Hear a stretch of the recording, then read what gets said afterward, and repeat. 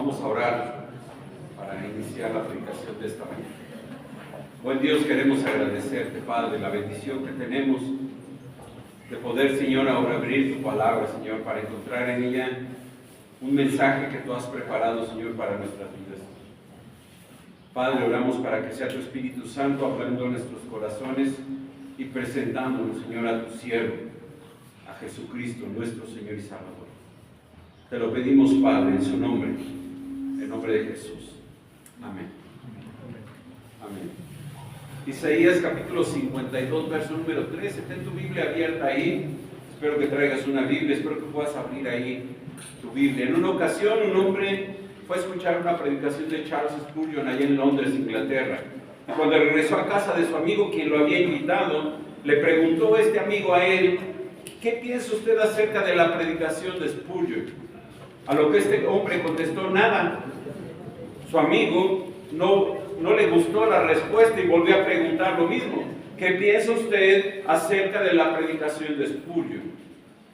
Y este hombre contestó: yo no pienso nada acerca de su predicación. Y mientras se veía que salían lágrimas de sus ojos, continuó: pero nunca podrá olvidar a su Salvador. Y si hay algo que tenemos que destacar es la persona de Jesucristo, la obra y la persona de Jesucristo. Por encima de cualquier otra persona, cualquier otro ser que ha existido en esta tierra, Jesucristo está muy por encima de cualquier otro. Muy por encima de cualquier otro. Por la obra que hizo. Cantamos cantos hermosos, hermano. Yo me gustaría que después los leyeras con cuidado. Después leyeras con cuidado lo que cantamos, porque lo que estamos cantando exalta a la persona de Jesucristo. Estos versículos que vamos a estudiar esta mañana nos hablan precisamente de estos aspectos que identifican al siervo de Jehová, a Jesucristo. A Jesucristo. Para este momento, Israel está pasando por prueba, está siendo llevada a Babilonia, está siendo expatriados a Babilonia, no tienen mucha esperanza, y entonces el profeta, Dios a través del profeta les da palabras de esperanza. Algunos piensan que estos versículos que leímos hace un rato tienen que ver con Israel, con el pueblo de Israel, a quien le llama el siervo, mi siervo, dice Dios. Pero en realidad estos versículos, si nosotros lo creemos así, estos versículos hablan sobre la persona de Jesucristo, sobre quién es Jesucristo. ¿Quién es Jesucristo? Entonces aquí vemos 5 aspectos que identifican al siervo de Jehová. Este es un canto. Yo a este pasaje le titulé el himno del siervo sufriente. El himno del siervo sufriente. Está dividido en 5 estrofas. Ten tu Biblia abierta porque voy a comentar esto. Está dividido en 5 estrofas. La primera de ellas la tenemos ahí en el verso capítulo 52 del 13 al 15. La segunda parte la tenemos un poquito más adelante, capítulo 53 del 1 al 3. Luego una tercera estrofa del 4 al 6, una cuarta estrofa del 7 al 9 y por último una última estrofa del 10 al 12.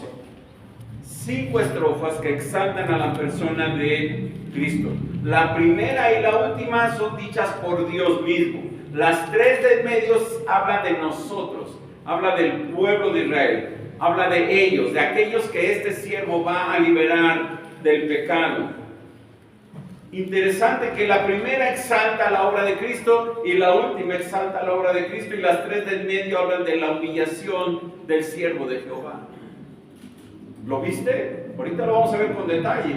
Pero si vemos el panorama, este panorama de este salmo, de este capítulo, es más, el capítulo 53 debió de empezar en el 12-13, donde dice: he aquí que mi siervo. Ahí debía de haber empezado el capítulo 53, pero bueno, no importa, eso no importa para nosotros. Este pasaje se parece mucho a Filipenses capítulo 2, y pon una marca aquí en Isaías 52 y acompáñame a Filipenses capítulo 2. Me hubiera gustado predicar Filipenses, pero creo que Isaías 53 es bastante amplio para esta mañana, para estudiar, para meditar en él. Filipenses capítulo 2, verso número 5 al 11, es exactamente la misma idea. La humillación del Hijo de Dios, la humillación del Mesías y luego la exaltación del Mesías. Filipenses 2, 5, si tienes tu Biblia abierta, dice la palabra de Dios: haya pues en vosotros este sentir que hubo también en Cristo Jesús, el cual, siendo en forma de Dios, no estimó el ser igual a Dios como cosa a que aferrarse, sino que se despojó a sí mismo, tomando forma de siervo, hecho semejante a los hombres, y estando en la condición de hombre, se humilló a sí mismo, haciéndose obediente hasta la muerte y muerte de cruz. Por lo cual, Dios también lo exaltó hasta lo sumo y le dio un nombre que es sobre todo nombre, para que en el nombre de Jesús se doble toda rodilla de los que están en los cielos y en la tierra y debajo de la tierra, y toda lengua confiese que Jesucristo es el Señor, para gloria de Dios Padre. La humillación y la exaltación de Cristo es lo mismo que tenemos en Isaías 53, exactamente lo mismo. Lamentablemente Israel, el pueblo de Israel, piensa que Isaías 53 habla de ellos, del pueblo de Israel, en lugar de pensar que habla del Mesías. Este pasaje habla del Mesías. Este pasaje habla de Cristo. Y para nosotros es normal pensar en ello, ¿no? Ese pasaje habla de Cristo, del siervo de Jehová, del siervo sufriente, del siervo sufriente. Ellos escucharon y leen este pasaje, pero jamás piensan, no lo quieren relacionar con Jesucristo, porque entonces tendrían que confesar que Cristo es el Mesías. ¿Y qué crees? No lo quieren hacer. No lo quieren hacer. Rechazan esa idea, simplemente no la quieren aceptar.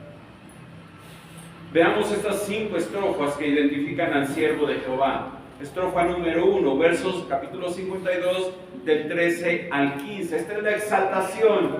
Y escucha la exaltación. Yo cada vez que leo este pasaje, desde niño me lo sé de memoria, y cada vez que leo este pasaje me asombra más todo lo que dice acerca del Mesías, acerca de Cristo.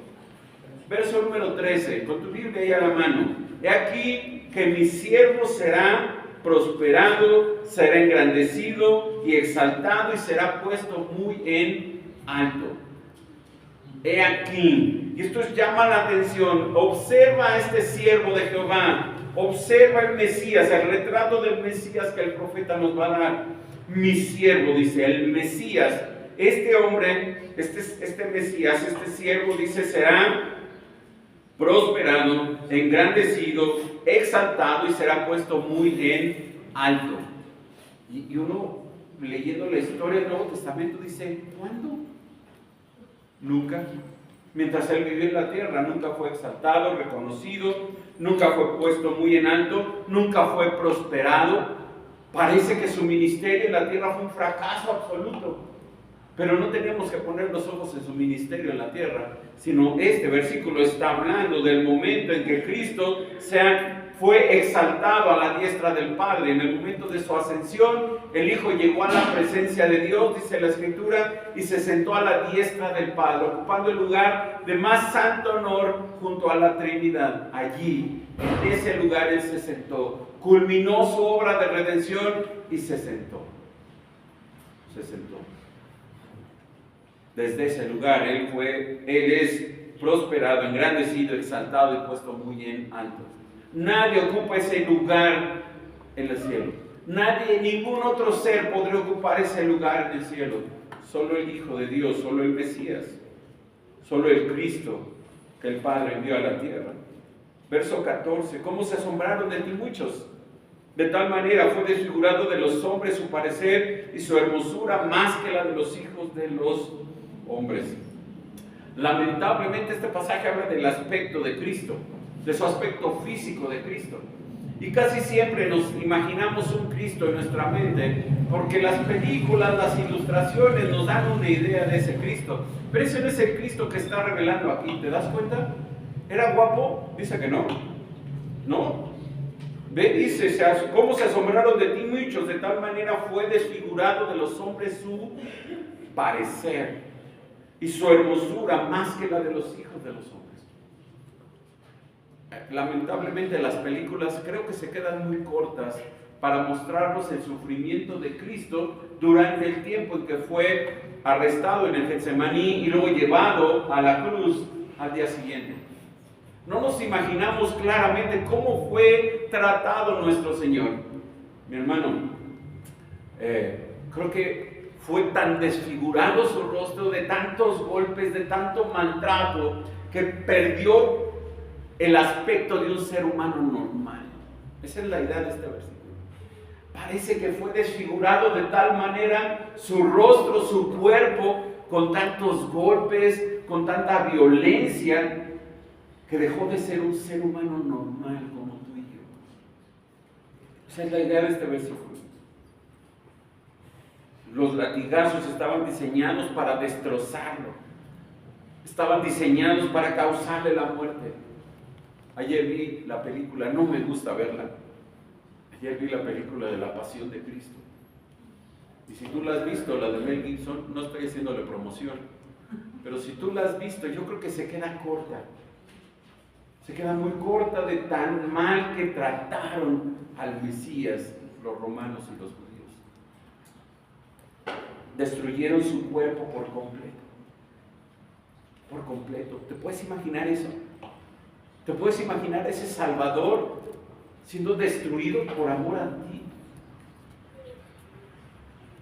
Verso número 15, termina esta estrofa diciendo: así asombrará él a muchas naciones. Los reyes cerrarán ante él la boca, porque verán lo que nunca les fue contado y entenderán lo que jamás habían oído. Las naciones se van a sorprender de que una persona así pretenda ser el Mesías. Él va a justificar, él va a purificar a su pueblo. Cerrarán ante él la boca, quedarán mudos del asombro de lo mal que lo trataron, de cómo su rostro fue desfigurado, cómo fue lastimado, hermanos. Ni siquiera nosotros nos imaginamos. Y yo ayer estaba pensando, no sé si Dios nos permita ver el sufrimiento de su Hijo, de alguna manera recordar ese sufrimiento en la cruz. Yo creo que no. Yo creo que no. Porque no podríamos ni levantar el rostro, ni siquiera voltear a verlo, porque nos dolería tanto su sufrimiento por nosotros que no podríamos verlo siquiera, ni siquiera levantar el rostro. Quedaríamos mudos como las naciones. Quedaríamos como todos ellos. Pues verán, dice el profeta, verán lo que nunca les fue contado. ¿Qué? Lo maravilloso de la redención, lo maravilloso de la obra de Cristo. Y entenderán, dice al final, lo que jamás habían oído. Lamentablemente va a ser para muchos demasiado tarde. Para muchos va a ser demasiado tarde, porque ya no va a haber tiempo para arrepentirse. A pesar de todo el sufrimiento, el dolor, los golpes que sufrió el Señor, a pesar de haber sido desfigurado su rostro, el siervo del Señor, el Mesías, Cristo Jesús, será reconocido por reyes y naciones, pues al final de los tiempos, Él vendrá como Rey de reyes y Señor de señores, y todos los hombres, grandes y pequeños, dice Pablo ahí en Filipenses 2, lo acabamos de leer, versos del 9 al 11, todos los seres humanos, grandes, pequeños, el más importante, el menos importante, el más rico, el más pobre, el más pequeño, el más grande, todos doblaremos la rodilla delante de Él y le declararemos como nuestro ¿qué? Señor. Nuestro Señor. Todos. No va a haber un ser humano que no esté doblando la rodilla delante de Él. Todos estaremos ahí. Puedes doblarla aquí y reconocerle como Señor y Salvador de tu vida. Si no lo haces, no te preocupes, lo doblarás la rodilla allá, pero no habrá salvación para ti. No habrá salvación para ti. Primer aspecto que identifica al siervo de Jehová: el siervo será prosperado.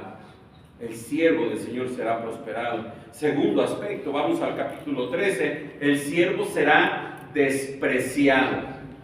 Despreciado. Todo el mundo diga, ¿cómo puede despreciar a alguien a Cristo? Vean el pasaje, verso número 1. ¿Quién ha creído a nuestro anuncio? Esta se puede traducir mejor. ¿Quién creyó lo que nos fue revelado de Él? Y la respuesta es negativa. Nadie lo creyó. Nadie lo creyó. El profeta es como si estuviera presente durante el ministerio del Mesías en la tierra y se siente profundamente afectado al ver que muy pocos creyeron en él. Muchos lo vieron, muchos recibieron milagros, sanidades, los alimentó, les enseñó y al final muy pocos creyeron en él. La mayoría de la gente lo despreció. Una semana antes le están recibiendo, echándole porras, entrando a Jerusalén. La multitud está recibiéndolo. Días después le están gritando a Pilato: crucifícale, crucifícale. Qué triste, ¿no? Qué triste. ¿Y sobre quién, dice el profeta, y sobre quién se ha manifestado el brazo de Jehová? El brazo de Jehová es símbolo de poder. Un símbolo de poder. ¿Por qué todos debían haber creído? Bueno, porque este dicho, este anuncio venía desde los profetas y el brazo de Jehová mostró su poder en el Mesías. Mostró que él vino bajo el poder de Dios a hacer señales y milagros que demostraban que era el Mesías prometido.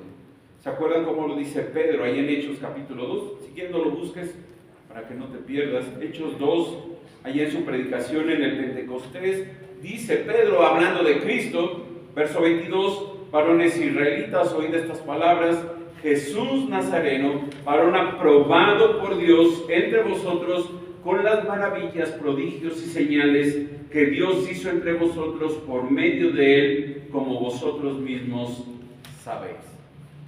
Él vino bajo el poder, con el poder de Dios. Él se mostró poderoso.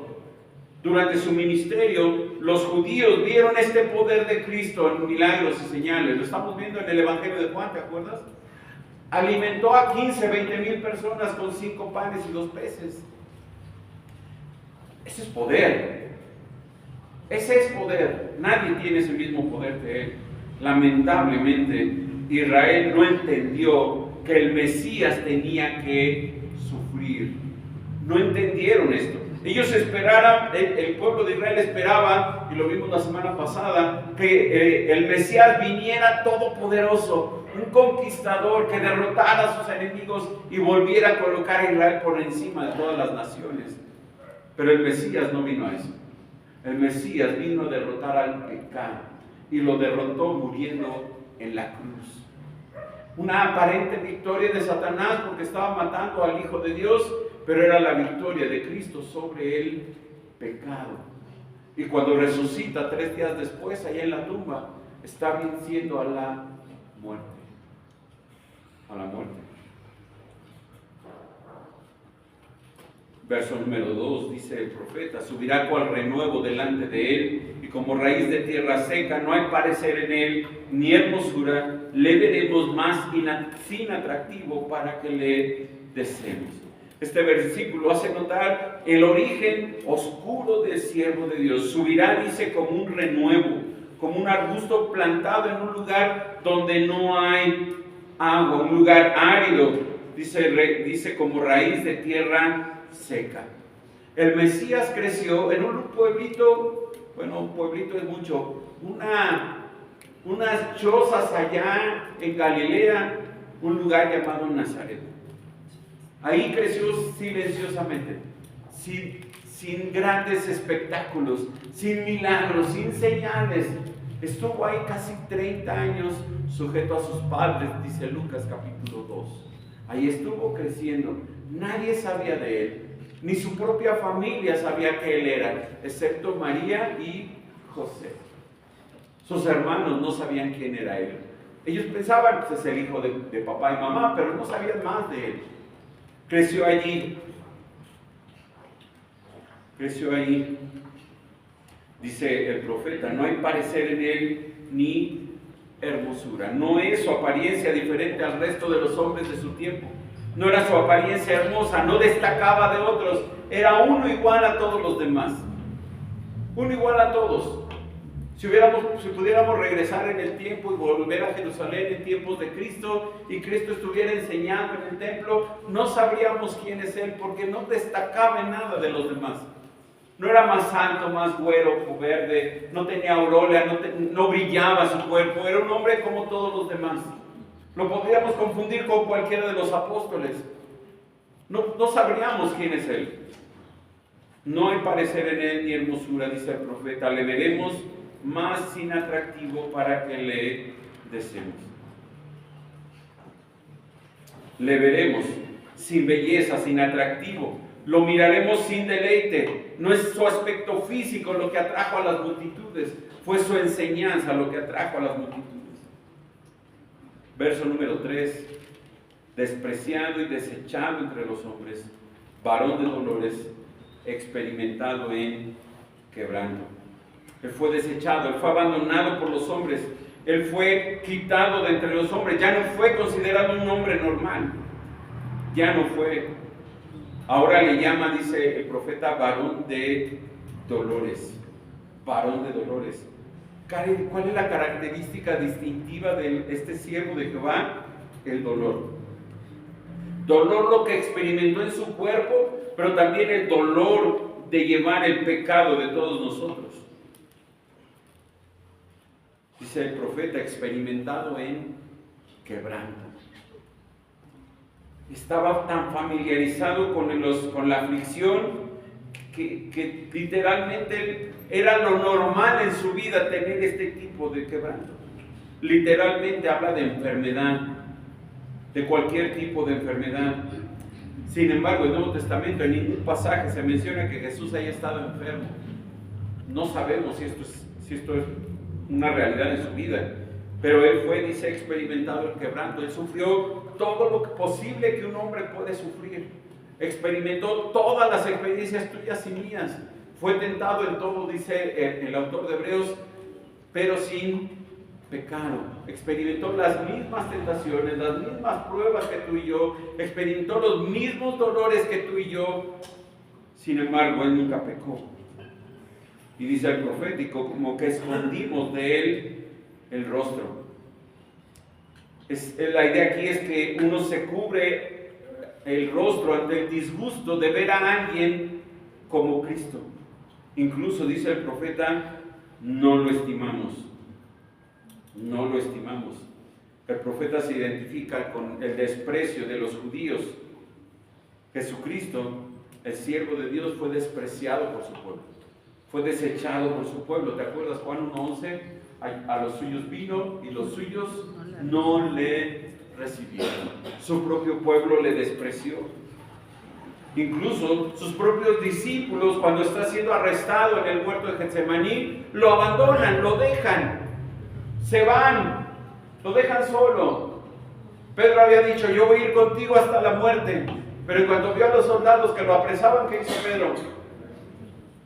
Salió corriendo.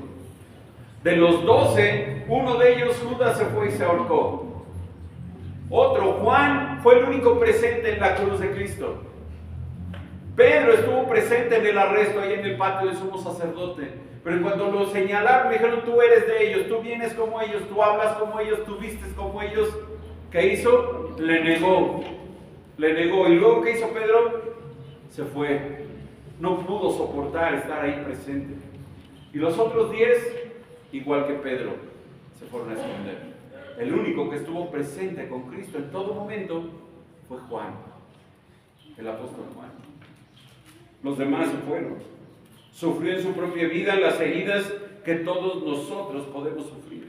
La diferencia es que entre él y nosotros es que él nunca respondió con una actitud pecaminosa.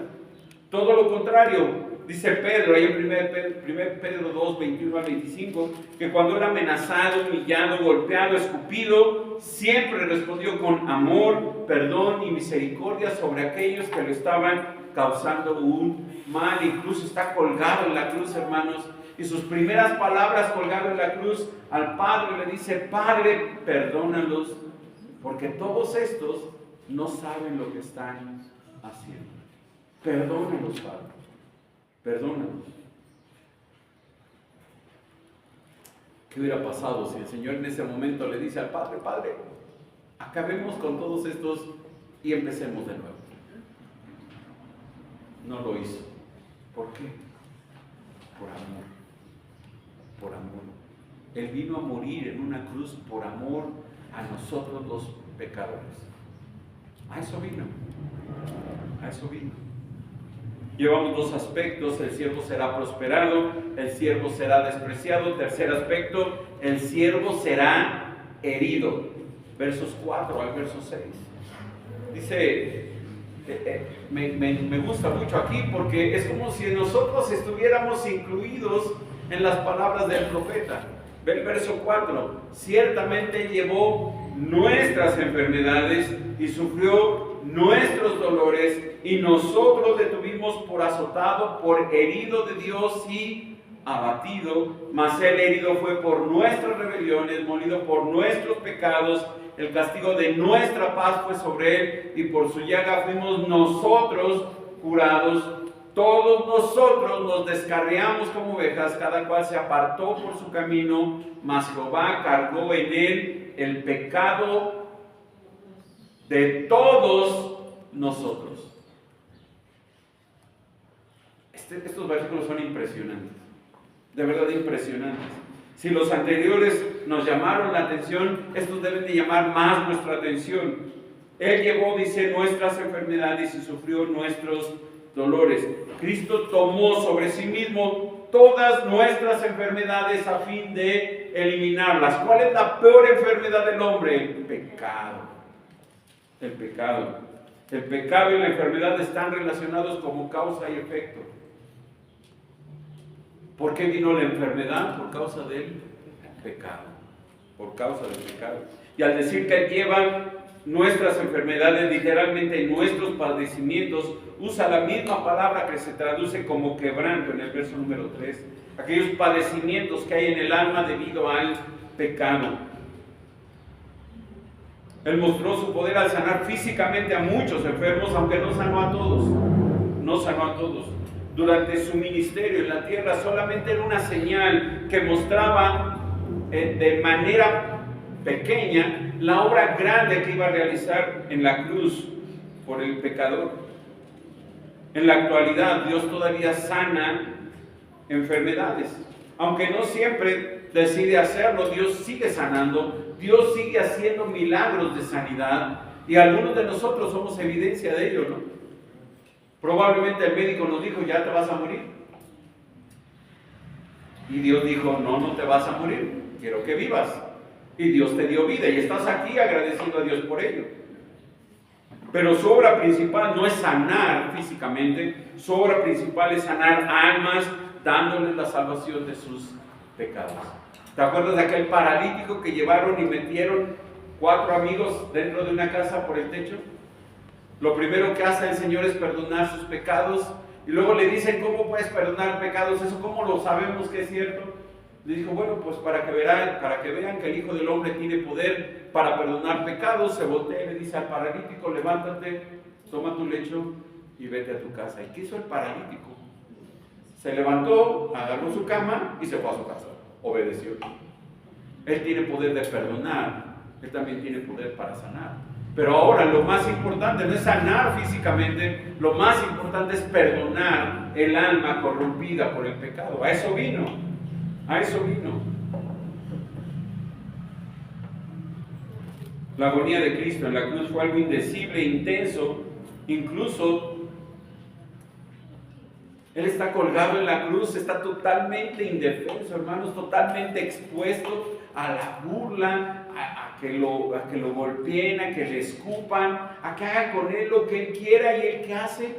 Padre, perdónanos porque no saben lo que hacen. Impresionante el amor del Señor por el pecador. Como cantamos, su muerte satisfizo la ira de Dios por el pecado y permite ahora que todos aquellos que confían en Él puedan venir a la salvación solamente en Cristo. Solamente en Cristo. Dice el verso 5: mas Él herido fue por nuestras rebeliones, molido por nuestros pecados.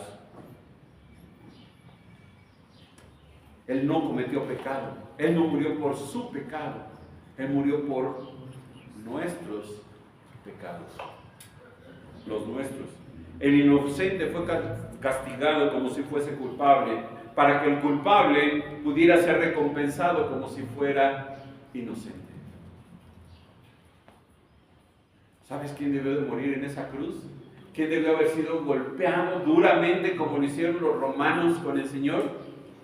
¿Quién?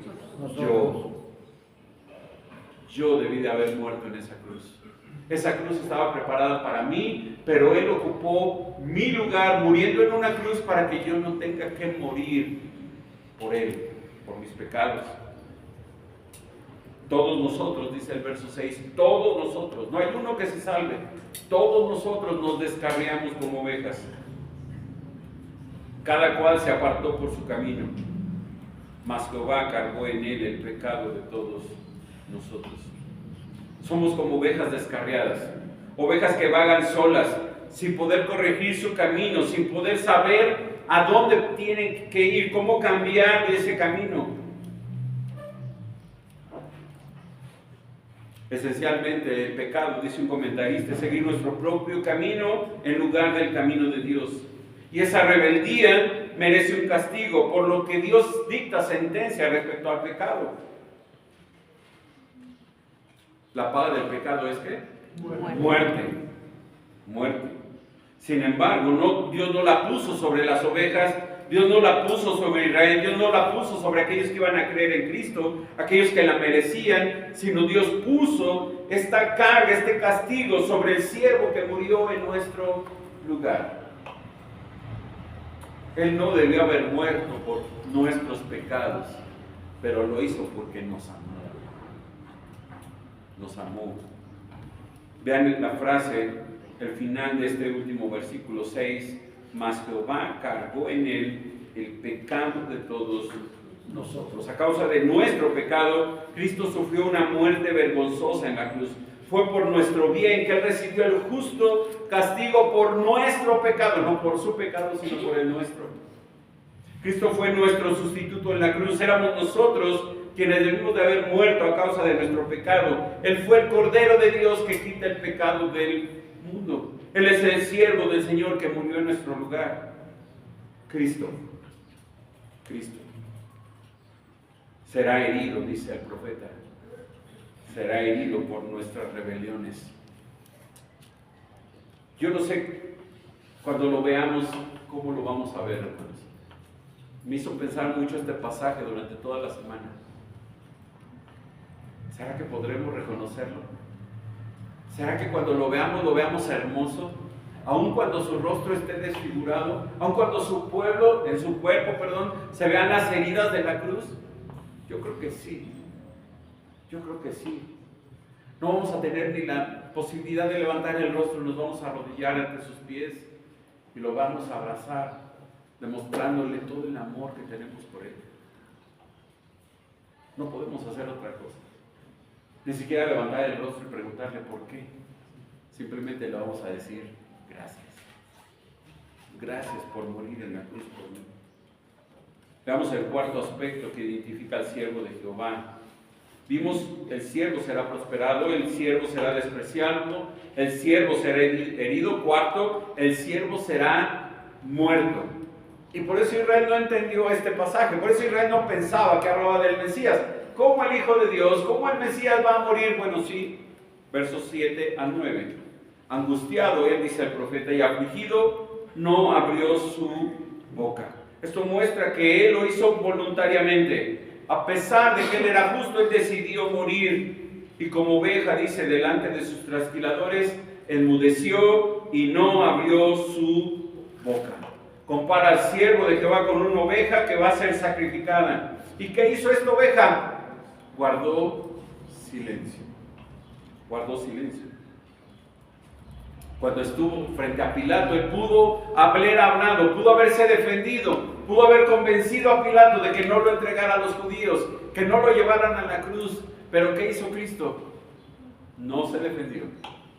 No atacó a nadie, no se defendió, no quiso hacerlo. Pudo haberlo hecho, pudo haber puesto muy mal a los sacerdotes y el castigo hubiera sido para ellos y no para él, pero no lo hizo. Él sabía que por medio de la muerte todos aquellos que iban a creer en él iban a obtener vida eterna. Él sabía que tenía que llegar a la cruz. ¿Se acuerdan qué dice Marcos 10? Marcos capítulo 10, verso número 45, si no me equivoco. Porque el Hijo del Hombre, dice el Señor, no vino para ser servido, sino para servir y para dar su vida en rescate por muchos. Él sabía que tenía que dar su vida. Él sabía que tenía que llegar a la cruz. Por eso, cuando lo intentaban matar, nunca pudieron, porque no había llegado, dice Juan, su hora. Iba a llegar su hora, pero no era esa todavía. Él iba a dar su vida, él tenía que dar su vida. Voluntariamente él fue a la muerte, porque él sabía que por medio de la muerte iba a traer vida a todos los que creyeran en él. Enmudeció, dice el profeta, y no abrió su boca. Por cárcel y por juicio fue quitado, y su generación, ¿quién la contará? Este pasaje se puede interpretar de muchas maneras, pero la mejor interpretación parece ser que el siervo fue llevado a su destino sin el procedimiento justo, un arresto justo, un juicio justo. No hubo justicia en ningún momento. No podían, los judíos no podían darle muerte, pero lo juzgaron a muerte. No podían hacerlo porque iba a ser sábado. No podían hacerlo, tenían que haber esperado hasta el lunes, pero lo hicieron, aún violando sus propias leyes, porque querían matarlo. Querían matarlo a toda costa, y mientras más rápido mejor. Hicieron todo lo posible por matarlo lo más pronto, porque ya no querían verlo frente a ellos.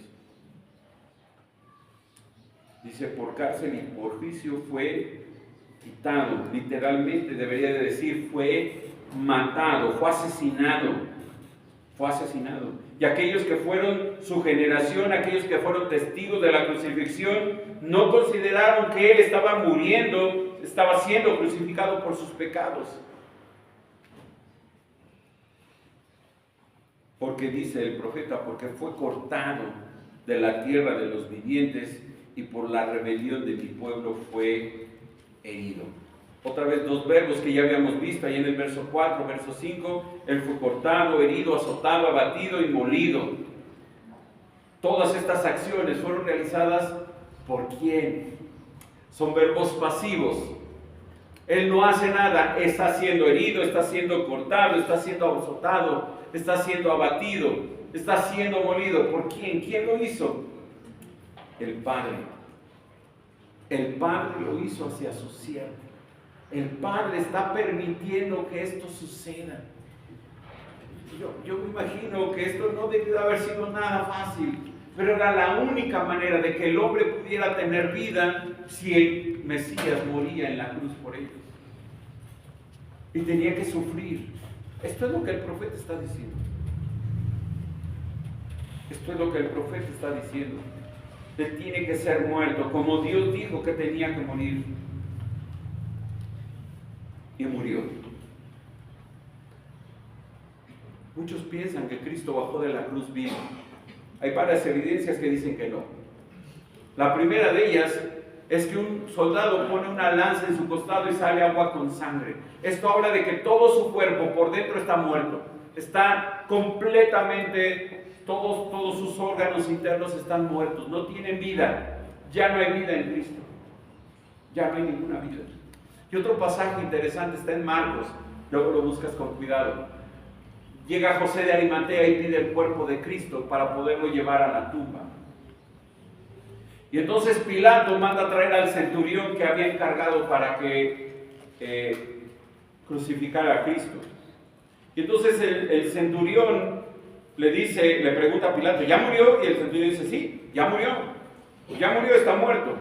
Y dice Marcos 15:44 que Pilato se sorprendió de que ya hubiese muerto, no era lo normal. Pero recuerda todo el sufrimiento que tuvo para llegar a la cruz. Fue demasiado para el Señor, demasiado.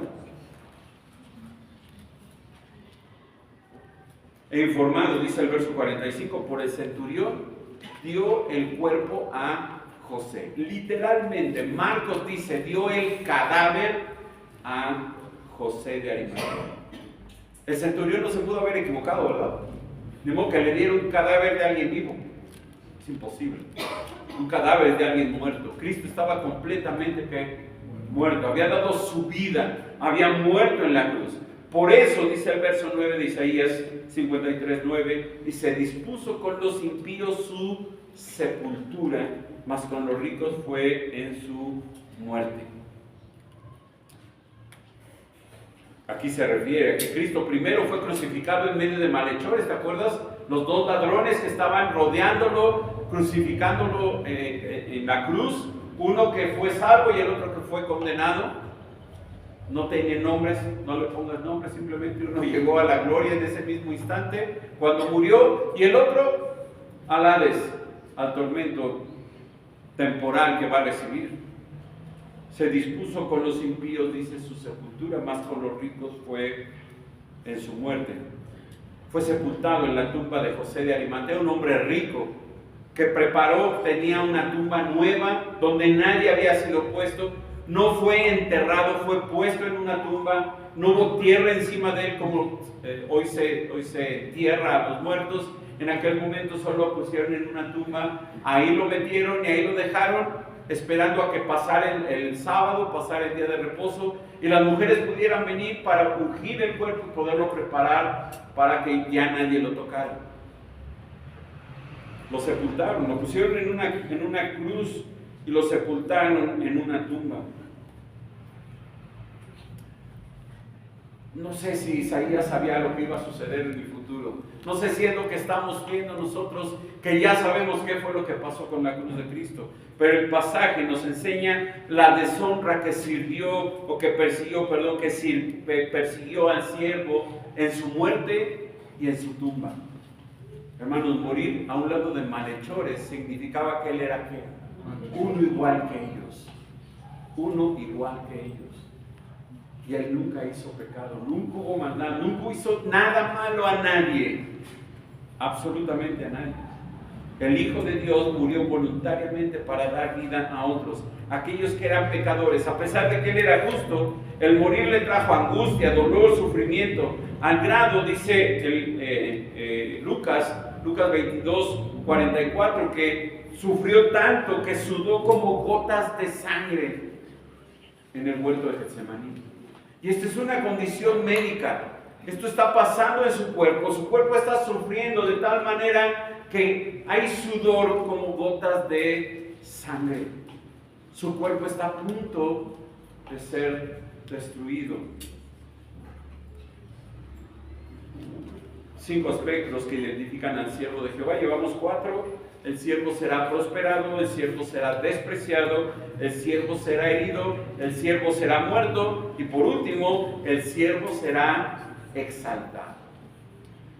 Gracias a Dios no se quedó en la cruz, ¿verdad? Me gusta cómo termina la película de Mel Gibson, porque la tumba quedó vacía. No hay tumba donde llevar flores. Traemos flores no porque esté muerto, porque está vivo. Porque está vivo.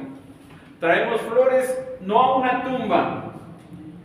¿Verdad que no? No hay tumba, no hay cuerpo. No hay nada que ir a reconocer en un sepulcro. Él está vivo. Él está vivo. Y lo dice Isaías 53:10, el siervo será exaltado. Verso 10, con todo eso, Jehová quiso quebrantarlo. No significa que Dios se gozó al ver sufrir a su Hijo, sino que la crucifixión fue el precio que Él estuvo dispuesto a pagar para proveer salvación al hombre. El Mesías sufrió voluntariamente a fin de que de que por ese medio Él pudiese hacer la voluntad de su Padre. Todo lo que sucedió, mi hermano, todo lo que pasó de principio a fin fue preparado por Dios en la eternidad pasada. Mencioné hace rato Hechos 2, otro versículo de Hechos 2, Hechos 2:23, si quieres anotarlo, luego lo buscas. Hechos 2:23, hablando de Cristo, dice Pedro, a este Cristo, a este Jesús, entregado por él determinado consejo y anticipado conocimiento de ¿quién? De Dios. Prendiste y mataste. Hermanos, la muerte de Cristo no fue un plan humano, un plan divino. El plan perfecto fue trazado por Dios. Dios determinó cómo iba a ser la vida de su hijo de principio a fin. Y él sabía que su hijo iba a llegar ¿a dónde? A la cruz, a morir por los pecadores. Él lo sabía.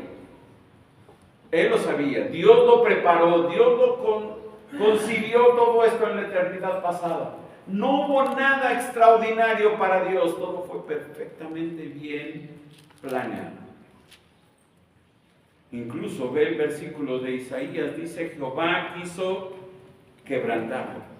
Es Dios quien pone a su hijo a morir por el pecador. Es Dios quien entrega a su hijo a morir por nosotros. Nosotros no lo pedimos. ¿Tú pediste que muriera el hijo por ti? No, nadie lo pidió. Dios lo proveyó. Dios lo proveyó. Jehová quiso quebrantarlo sujetándole a padecimiento. Y esto ya lo vimos en los versículos anteriores. Cuando haya puesto su vida, dice el profeta, en expiación por el pecado, verá linaje, vivirá por largos días, y la voluntad de Jehová será en su mano prosperada. Observa para qué vino. ¿Qué vino a hacer el Mesías, el siervo de Jehová? Él vino a expiar el pecado. Ahí lo dice. Él vino a morir en una cruz para pagar por el pecado que tú y yo no podemos pagar. ¿Por qué tú y yo no podemos pagar el pecado? Porque hay pecado en nosotros.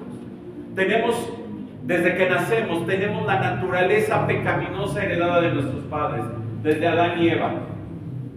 Por lo tanto, aunque nadie nos enseña a pecar, todos en algún momento pecamos. Todos en algún momento cometimos un pecado. Y ese pecado nos hace ya no posibles de morir en una cruz por nuestros pecados. Hay mancha, hay pecado. ¿Cómo va a morir un pecador por otro pecador? No puede ser. Tiene que morir un justo. Tiene que morir alguien perfecto, alguien sin mancha, alguien sin pecado. Un cordero perfecto. Un cordero que sea capaz de morir en una cruz, entregar su vida, dar su sangre para el perdón de los pecadores.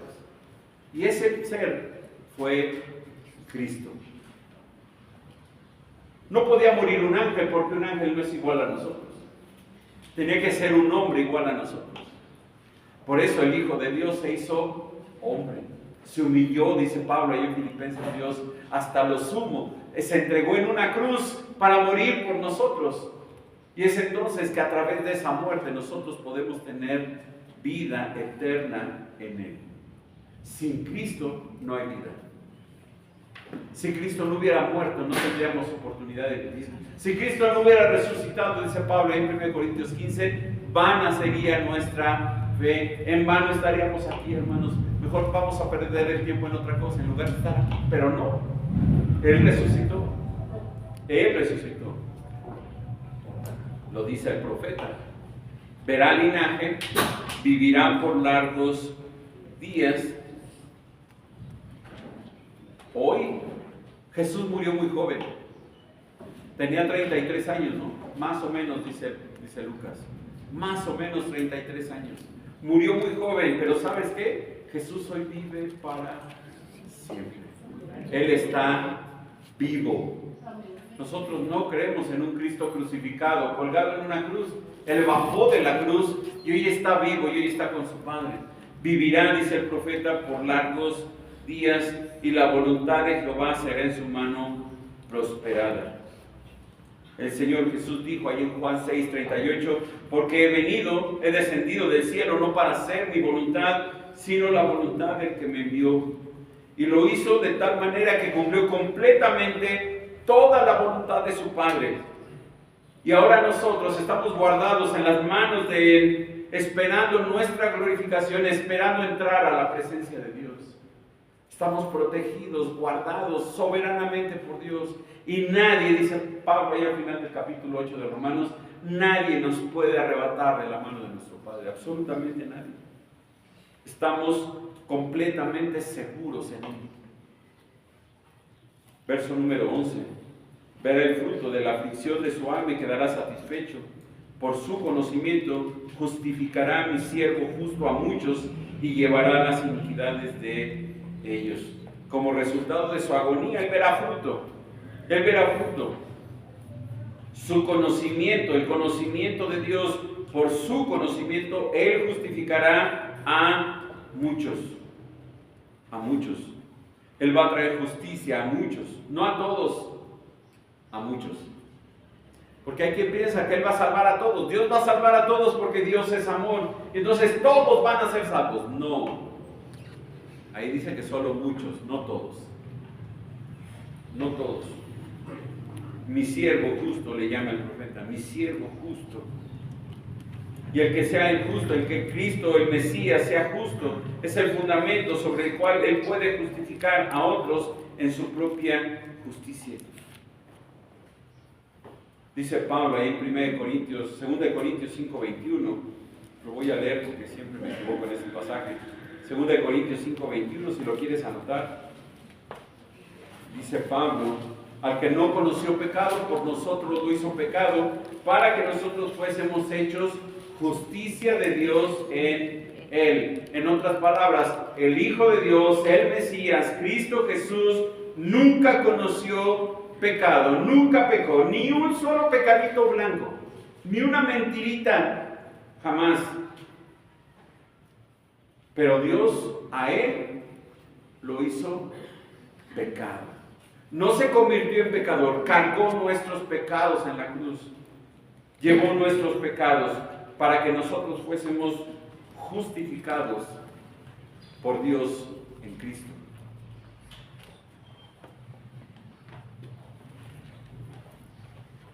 Él cargó, Él llevó nuestro castigo, Él llevó nuestro pecado, Él tuvo que morir para que nosotros tengamos vida. Para mí la más asombrosa escena en la crucifixión está el Señor colgado en la cruz, se están burlando de Él y de repente clama: Elí, Elí, lama sabactani. Dios mío,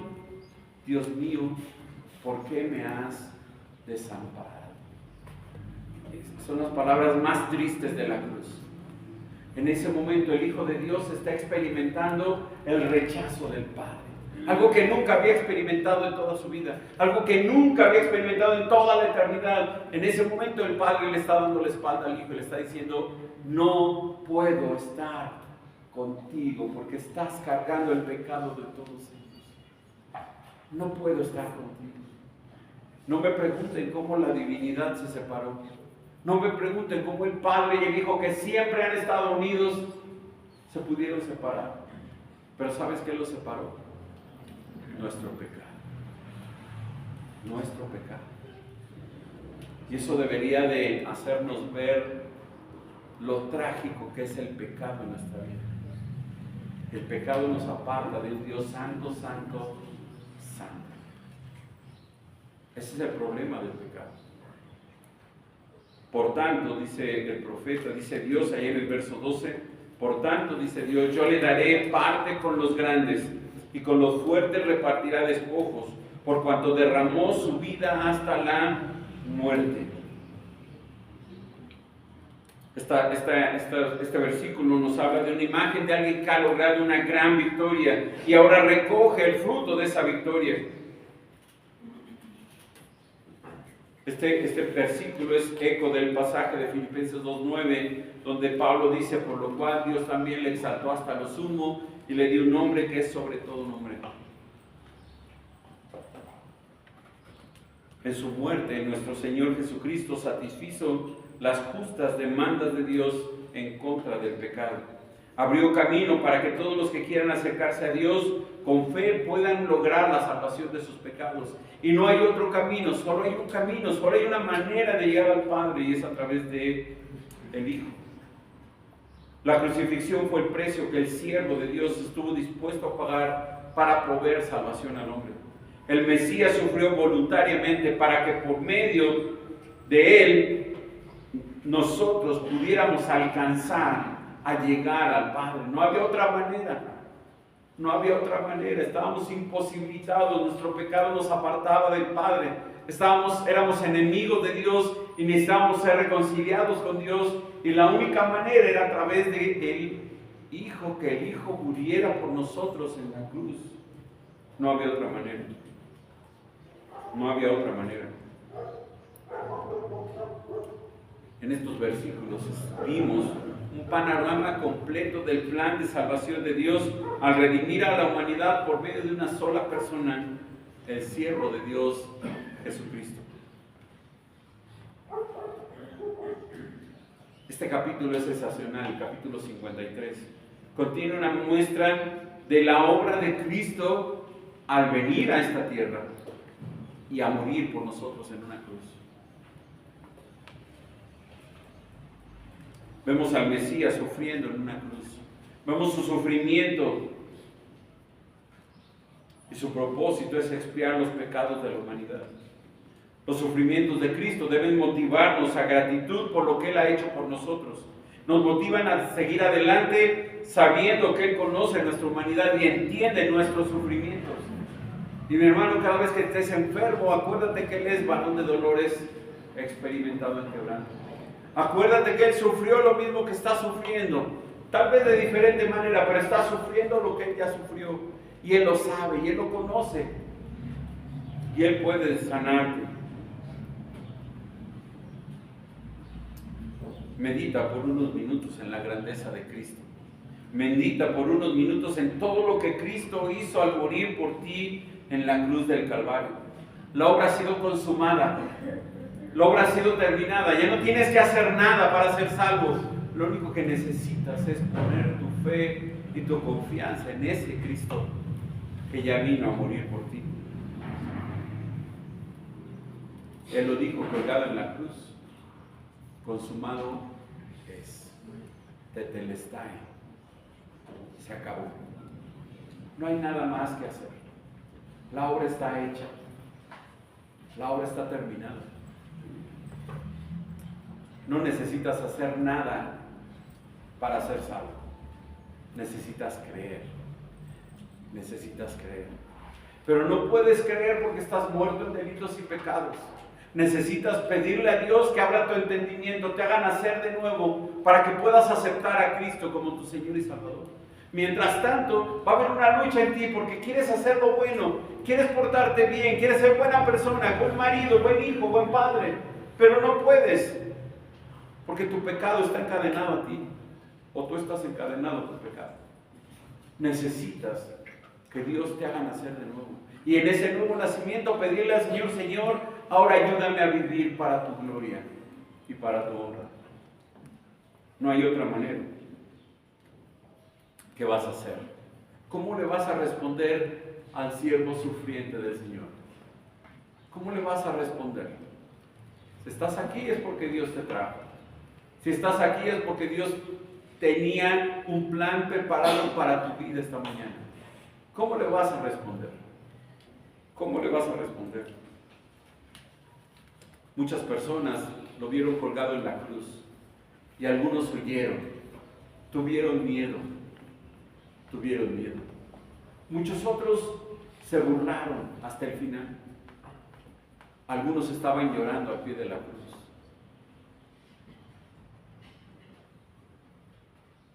¿Cómo vas a responder a Cristo?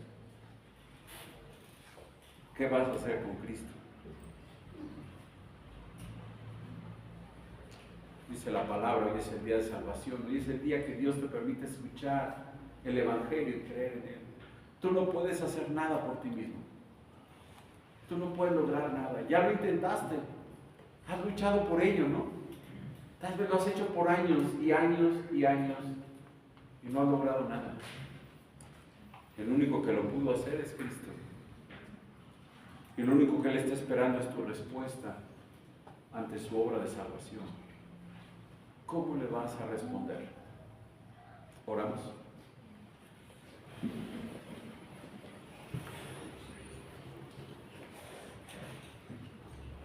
Padre bueno y santo, nos acercamos, Señor, a tu trono para agradecerte, Señor, por la vida de tu Hijo Jesús, por esa vida perfecta que vino a vivir a esta tierra, al hacerse como uno de nosotros, pero a mostrarnos, Señor, que sí es posible vivir una vida perfecta sin pecado. Él vivió sin pecado, fue tentado en todo, sufrió como nosotros, experimentó quebranto, experimentó dolor, experimentó sufrimiento, pero en ningún momento Él pecó.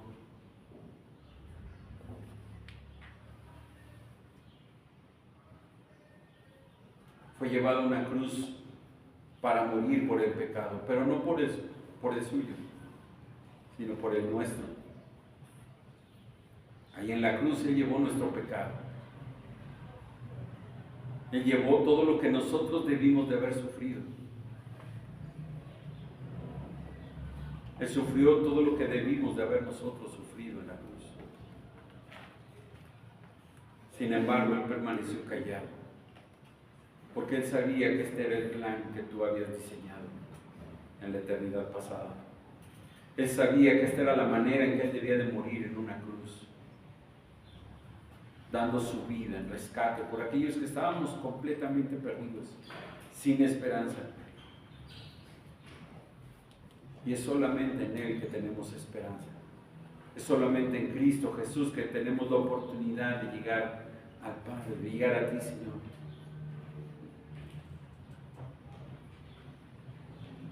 Y te agradecemos, Padre, por esa obra de salvación que tu Hijo hizo en la cruz por nosotros hace más de 2000 años. Y gracias, Padre, porque si no hubiera sido por ti, nosotros estaríamos totalmente perdidos. Si tú no nos hubieras buscado, nosotros no tendríamos la oportunidad de ser salvos. Si tú no hubieras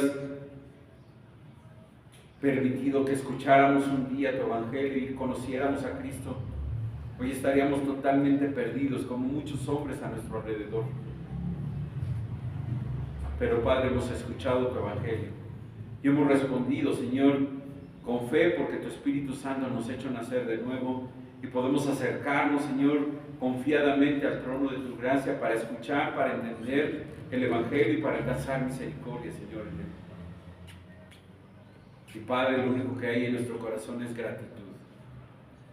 Hay gratitud porque hoy confiamos en un Cristo vivo, en un Cristo que está reinando contigo en los cielos, un Cristo con el cual nos vamos a volver a juntar un día, cuando tú así lo permitas, y estaremos con Él y nunca más nos volveremos a separar de Él.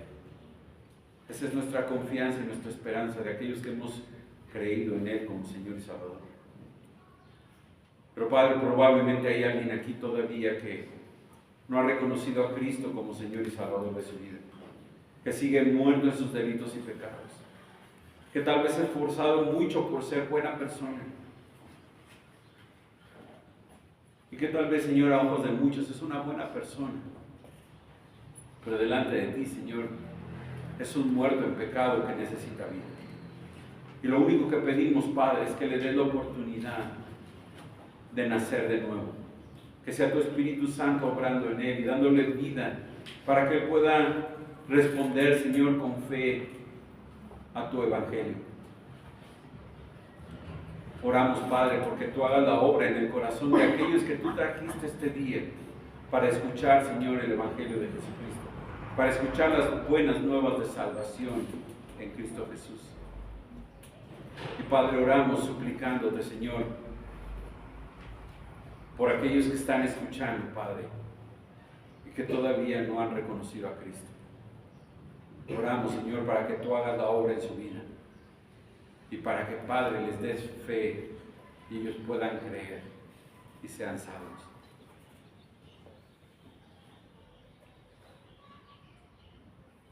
Como iglesia, Padre, vamos a recordar el sacrificio de Jesús en la cruz por nosotros. Lo vamos a hacer al celebrar, Señor, su cena, la cena de nuestro Señor Jesucristo, al tomar el pan, al tomar el jugo de uva, Señor, recordando su muerte, recordando su sacrificio, recordando lo que Él hizo en la cruz por nosotros. Y, Padre, permítenos venir delante de ti con manos limpias, Señor, con corazones limpios. Perdona nuestros pecados, Señor, perdona nuestras faltas, perdona todo aquello, Señor, que está en contra, Señor, de tu santidad, que es perfecta. Y permítenos, Señor, venir con un corazón purificado, Señor, con manos limpias, con una mente limpia, Señor, para poder recordar a nuestro Señor Jesucristo y su muerte en la cruz.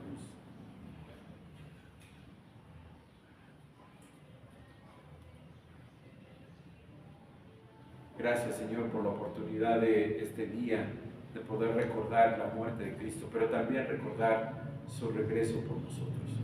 Y oramos, Padre, en nombre de Cristo Jesús, de aquel que vino a dar su vida, Señor, en rescate por cada uno de nosotros. Oramos en el nombre de Cristo Jesús. Amén.